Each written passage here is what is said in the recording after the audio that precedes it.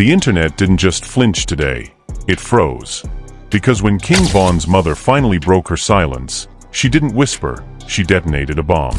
A single sentence. A single accusation. And suddenly, everything fans thought they knew came crashing down. According to her, the story the world believed, the pain the streets accepted, the version Lil Durk was told, none of it was the full truth. Not even close. Picture this, years of loyalty, grief, and brotherhood, built on what might have been a lie. Fans are shocked. Emotions are running wild. And the hip-hop world is holding its breath. Because when a mother says her son's name was used, twisted, or buried under half-truths, people listen differently. This isn't internet gossip anymore. This is blood speaking. And now the question isn't what happened. It's who knew and who didn't. If the story Durk heard wasn't real, then what was? And more importantly, who made sure he never found out? Stay right here, because the truth that's about to unfold might rewrite everything you thought you knew about loyalty, silence, and betrayal. The day the clip dropped, nobody expected it to travel the way it did. It wasn't flashy. No studio lighting. No mic check. Just a mother sitting too still in a chair, hands folded like she'd been doing that same motion for years, waiting for the world to finally stop and listen. And when she spoke, it didn't sound rehearsed. It sounded like someone who'd been carrying a secret for so long that it had started to weigh more than grief itself. "I'm tired," she said quietly. "I'm tired of watching people mourn something they don't really understand." Fans leaned closer to their screens as if that one sentence could suddenly translate years of chaos. Her eyes didn't wander. They looked dead center into the camera like she was trying to look through it, past it, into the rooms of millions of strangers, and maybe into one specific room in Chicago where a man she once trusted still sat with a version of events she claimed was incomplete. And then she dropped it. Durk wasn't told the real story. There it was. A line so simple it snapped the internet in half. Within minutes, comment sections were exploding. Theories shot up like fireworks. Old clips resurfaced. Screenshots from years ago were dragged back into daylight. People who hadn't posted in months suddenly had something to say. People who never commented suddenly couldn't stop typing. Because when you suggest someone has been living inside a lie for this long, you don't just shake a fanbase, you crack open loyalty itself. And it didn't help that she didn't rush to explain. She paused. That pause felt like a gun cocking in a silent room. "I'm not saying he lied," she finally continued. "I'm saying he was never given the whole picture." If you listen closely, you could hear something else in her voice. Not anger. Not yet. It sounded more like exhaustion mixed with warning. Like a mother who had watched too many people tell a legendary story while quietly leaving out the parts that would have changed everything. Back in Chicago, the story had always been neat. Tragic, yes, but neat. Lines had been drawn. Heroes and villains assigned. But neat stories aren't how real grief works. Neat stories are for people who don't lose sleep at night. And she made it very clear she hadn't slept.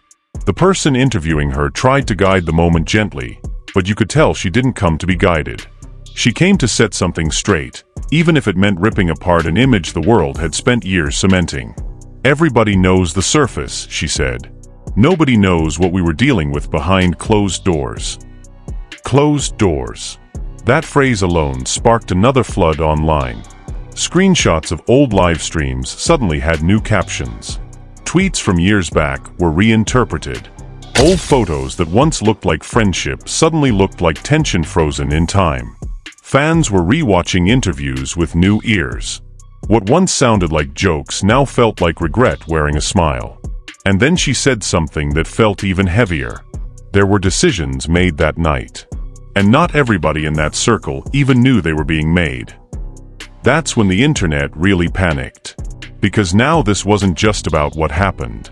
This was about who knew what, and when. All eyes turned to Durk without him even opening his mouth. Some fans defended him instantly. If he didn't know, he didn't know. Others weren't so forgiving. How could you not know? Was suddenly a question nobody could answer without choosing sides. The mother's phone reportedly started buzzing the moment the interview went live. relatives, old friends, people she hadn't heard from in years. Some supportive, some confused, some clearly uncomfortable. Discomfort has a way of exposing where secrets live. But she didn't stop. "I've had to sit with this for years," she said. "Watching interviews, watching documentaries, watching fans chant things that don't even reflect what really happened." She swallowed hard, then added, "That hurts in a place I don't know how to explain." Behind the scenes, sources leaked that Durk had been caught completely off guard. No warning, no private call before the interview aired, no heads up. Just a clip dropped into the world like a grenade. People close to his camp allegedly said he rewatched it more than once. Not because he didn't believe it, but because he couldn't. Friends described him as quiet that day, distracted, reading comments he normally ignored, watching fans argue about his loyalty like strangers were suddenly writing his biography without his permission. One of his inner circle people reportedly said, "It's not anger. It's confusion." And confusion is dangerous. Because confusion makes you revisit moments you thought were sealed. Conversations now came back with different tones in his memory. That late-night call. That unanswered message. That weird silence right before tragedy hit. Things that once felt random suddenly looked intentional. And he started asking questions he'd never asked before. Meanwhile, the mother wasn't done reminding people that grief isn't always loud. Sometimes it's quiet and slow and sits in your chest like a locked door with something screaming behind it. "I've tried my whole life not to speak out of turn," she said. "But when the story gets told long enough in the wrong way, it becomes the truth by default." Default truth. That phrase haunted everybody. Because it raises the question, who benefits from the default version? Nobody was ready for her next line. There are people who were where they shouldn't have been, saying things they shouldn't have said, and then disappeared from the narrative completely. Online detectives went feral. Suddenly, old names trended. Old associates, old friends, old rumored enemies. Anyone who had been anywhere near that night suddenly had their digital footprints examined like crime scenes. People went into archive mode, digging through years of online history like digital archaeologists. Anyone who deleted posts in panic only made things worse. Because deletion feels like confession in the court of social media. Someone unearthed a forgotten post from years back that hinted at a disagreement nobody had ever taken seriously. Another found a clip from a live stream where tension could now be felt through the screen. It wasn't proof, but it smelled like possibility. And possibility fuels chaos. One leaked voice memo allegedly began circulating that night, though its origin remains unverified. It featured a voice claiming to know what really went down, but cutting out right as a name was about to be spoken. Convenient. Suspicious. Classic. Every hour, the story grew taller. Suddenly, it wasn't just about Durk. It became about everyone who had ever claimed loyalty. Everyone who had ever stood under flashing lights and worn brotherhood like fashion. And she watched. Not in excitement. In sadness. The hardest part, she confessed, is watching people protect lies just because they're familiar. That line wrecked people. Familiar lies are easier than painful truths. Truth requires rearrangement. And rearranging your understanding of loss isn't something you do casually. Meanwhile, fans began demanding a response from Durk. Silence was interpreted as guilt. A tweet was seen as strategy. A post was seen as spin. No move was neutral anymore. Behind closed doors, those close to Durk allegedly said he sat alone longer than usual that night. Not on his phone. Not talking. Just staring. Because when a woman who lost her son looks into a camera and tells the world you weren't told everything, your memories don't stay politely where you left them. They start roaming. They knock. They ask questions. The internet, however, didn't have patience for emotional processing. They wanted statements. They wanted receipts. They wanted blood. And she knew that too. Before the interview ended, she left one final matchstick in a room full of gasoline. "There's more," she said softly. But not all truth should be shouted. Some of it has to be earned. Earned. The interview ended, but nothing felt finished. The clips spread faster than clarification ever could. Fans began forming camps. Media blogs took sides. Reaction channels smelled opportunity. And old wounds reopened like they'd never healed in the first place. Some people accused her of stirring drama. Others praised her bravery. But one thing became clear within hours. The story the world thought it knew wasn't stable anymore. And somewhere in all that noise, Durk still hadn't spoken, which made his silence louder than anything she'd said. Because silence in hip-hop is rarely just silence. Sometimes it's strategy. Sometimes it's shock. And sometimes it's the sound of a man realizing the ground he stood on was never solid to begin with. And while the internet screamed for answers, the truth just sat there, unmoving, waiting. And the longer it waited, Durk still hadn't spoken by the next morning. No tweet, no IG story, no carefully worded sources say rebuttal from his camp. And that silence turned into its own kind of headline. Blogs started reading into everything. The lack of denial, the lack of clarification, even the lack of a motivational quote. In hip-hop culture, when a man is accused of not knowing something this big, and says nothing, people assume two things: either he's hurt or he's hiding. The internet, as usual, chose the Messier option. By noon, speculation had evolved into something darker. One blog claimed a close friend of the family had reached out to confirm that the mother's words were not emotional exaggeration, but a restrained version of a story far uglier. Another outlet claimed Durk had quietly canceled a studio session that night, something he almost never did. A third insisted he had tried to call her and got no answer. Nothing was confirmed. But nothing was denied either. And in rumor culture, that's enough.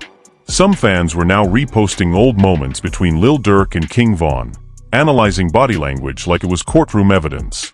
Every laugh looked forced. Every hug looked hesitant. Every joke suddenly carried subtext. Something humanity has always done at its worst: rewrite memory after disaster and pretend we always felt something was wrong. But the mother? She wasn't watching reactions with popcorn. She was watching with weight in her chest. She read everything, a family friend allegedly stated. Not because she enjoys it. Because she wants to know how badly the truth has been twisted. People close to her say she didn't wake up that morning satisfied. She woke up heavier. As if saying those words cracked something inside her that refused to close again. She reportedly spent hours on the phone with relatives, calming some, crying with others, apologizing to a few she never expected would be dragged into this war. But there were two things she refused to do. She refused to retract. She refused to soften. She meant every word, one cousin allegedly told a local blogger. But she also knows what she just unleashed. And then something unexpected happened. Someone from Durk's circle allegedly reached out through a mutual family contact. Not a publicist. Not a lawyer. A trusted middle person. The message, according to leaks, was simple. He wants to talk. Not online. Not through cameras. For real. The problem? She didn't respond. Not right away. Which sent fans into full meltdown mode. Was it punishment? Was it strategy? Or was it finally her reclaiming control over a truth she'd never felt belonged to her until now? A day later, a recording surfaced. Not of a conversation, but of her speaking to someone privately, unaware it would be shared. In it, she could be heard saying, "Everybody wants drama from me, but I just want my son to stop being a headline." The clip only fueled both sides. One group said it proved she was hurting, not plotting. Another insisted it proved she wanted attention, not resolution. But one sentence in that recording stuck with people who really listened. "I didn't raise my boy to be remembered wrong." That line hit with quiet violence. Because being remembered wrong is worse than being forgotten. By the third day, pressure mounted so hard it became impossible to ignore. Durk finally posted. But it wasn't the statement people expected. No denial. No explanation. Just a single phrase. My love for Vaughn was real. Everything else, I'm still trying to understand. And that's when the story flipped. People didn't see deflection. They saw devastation. Benches took the place of microphones. Studio lighting gave way to shadows. Friends leaked that he was reading old messages, going through voicemails he hadn't opened in years. Moments he once believed were closed chapters were suddenly footnotes in a book he didn't know he'd been misreading. A music producer close to him allegedly said, "He keeps asking the same question. Why didn't anyone tell me this back then?" And that question haunted everything. Because if she was right, even partially, then he wasn't living with truth. He was living with version control. The version someone else decided he was safe enough to know. Then came the second bomb. A former associate, long quiet, allegedly contacted a podcast host claiming the mother wasn't just speaking emotionally. "She's holding back," he said. When pressed to explain what he meant, he reportedly replied, "There were meetings, decisions, people who thought they were protecting Durk by not telling him the whole truth, but they were really protecting themselves." That line detonated a second wave of chaos. Now this wasn't just about tragedy. It was about manipulation. About people who considered silence loyalty. About control disguised as protection. Another anonymous voice note slid into the conversation days later, claiming the night everything went wrong wasn't as chaotic as people remembered. It was structured chaos. "Things didn't just happen," the voice said. "Things were allowed to happen." The internet split again. One side screamed cap. The other screamed, expose them all. And somewhere in between, the truth sat quietly like a hostile witness refusing to testify. Meanwhile, the mother reportedly finally replied to Durk. Just 2 words. "We'll see." That was it. A response so short it wrecked people harder than any paragraph. Blogs blew up with theories. Fans imagined what that conversation would sound like. Some said she'd finally tell him what nobody else did. Others feared it would only make things worse. Because sometimes truth doesn't heal. Sometimes it amputates. Private sources claimed the two agreed to meet away from cameras. No press. No entourage. Just them. A neutral location. No phones. No leaks. And that scared everyone more than any headline. Because private truth has power public perception never will. Fans speculated constantly. Did she reveal names? Did she show messages? Did she confirm suspicions Durk never wanted made real? Nobody knew. All they knew was that when Durk left that meeting, he wasn't the same. A fan captured a blurry video of him stepping into a vehicle afterward. No sunglasses. No entourage. No performance. Just a man staring straight ahead like something inside him had relocated. Within hours, he unfollowed 2 longtime associates. No comment. No drama. Just quiet detachment. And when people checked later, they were gone from posts. Gone from stories. Gone from the narrative. Erased with the same ease someone deletes drafts. One insider finally whispered what many suspected: he feels played. Not just lied to. Played. Played by silence. Played by selective truth. Played by people who swore loyalty and delivered omission. And the more he learned, the more distant he grew. Her words didn't just reopen wounds, the source claimed. They rewrote his past. And that's the most dangerous thing you can do to a person. Change how they remember. Because when memory changes, everything that follows does too. Fans weren't just watching a story unfold. They were witnessing identity collapse in real time.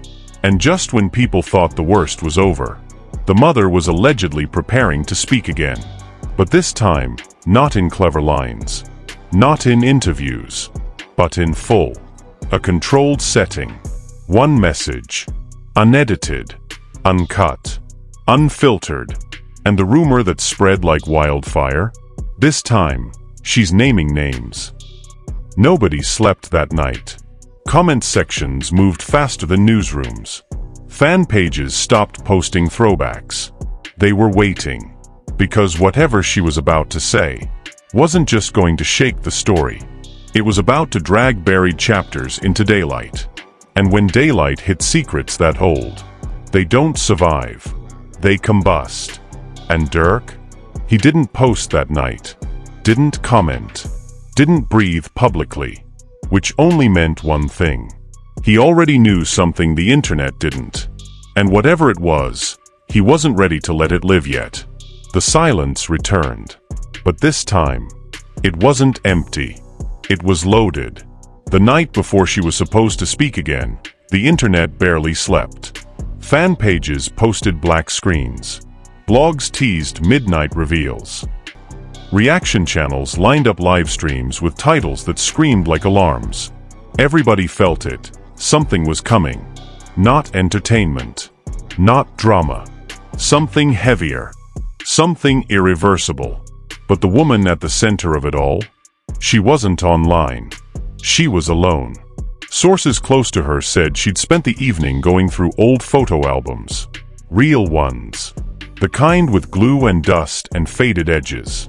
Not digital memories. Physical pain. She reportedly sat for hours touching pictures of a boy who once smiled without knowing the world would one day argue over how he died. She kept whispering his name, a family member later claimed. Like she was warning him about what she was about to do. Because the truth, when unleashed, doesn't just expose enemies. It redecorates lives. And she knew it. Down the highway in another part of the city, Durk was quiet too. No music. No entourage. No distractions. Just texts he hadn't sent.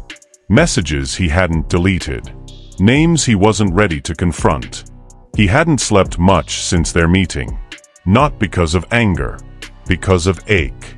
According to a close friend, Durk wasn't unraveling. He was processing. And that takes longer. He kept saying the same thing, the friend said. Everything makes sense now. And that's what scares me. Scares him. Because clarity brings accountability. And sometimes the truth doesn't just answer questions. It demands action. Fans everywhere were stuck in that uncomfortable space too, where clarity feels dangerous and ignorance feels safer. Some begged the mother not to speak again. Please don't cause another war, one comment read. Another said, we can't take this. Just let him rest. But the rest she wanted was honesty. She went live exactly at the scheduled time. No drama. No intro. No background music. Just her. Sitting still. Eyes forward. She didn't raise her voice. She didn't cry.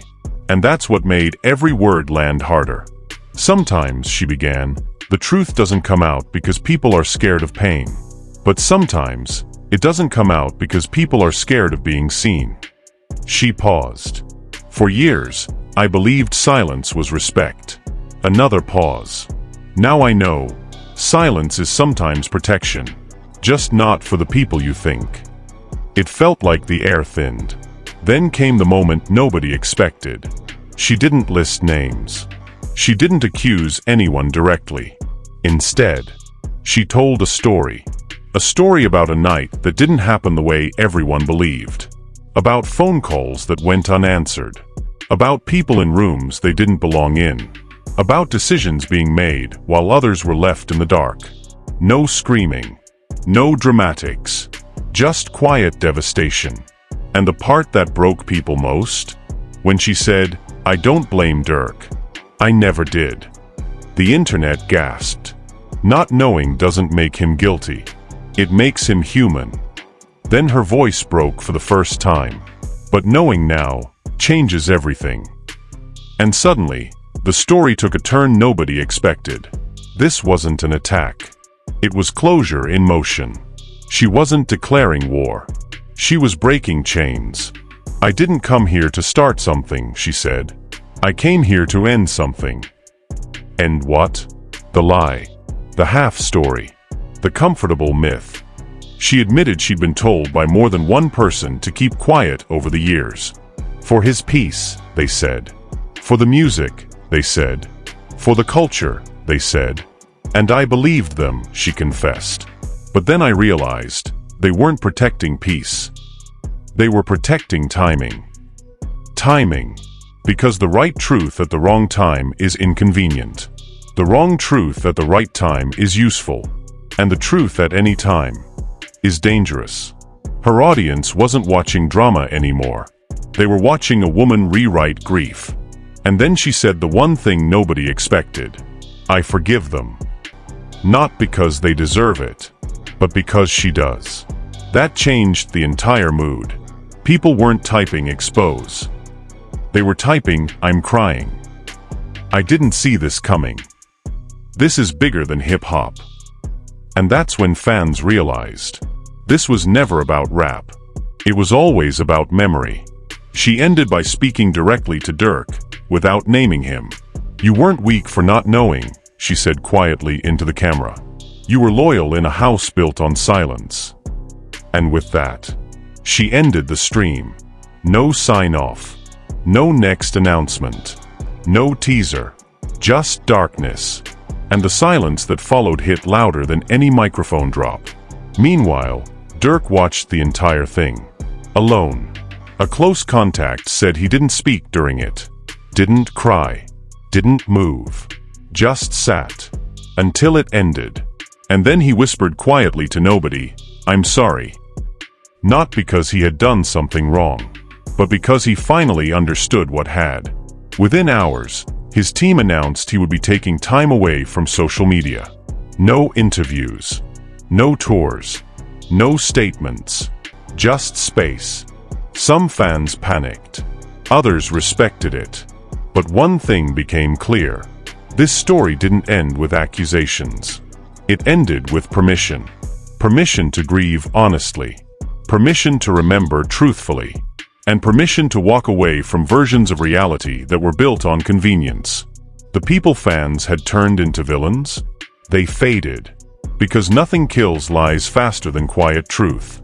And as days passed, the story stopped feeling like gossip.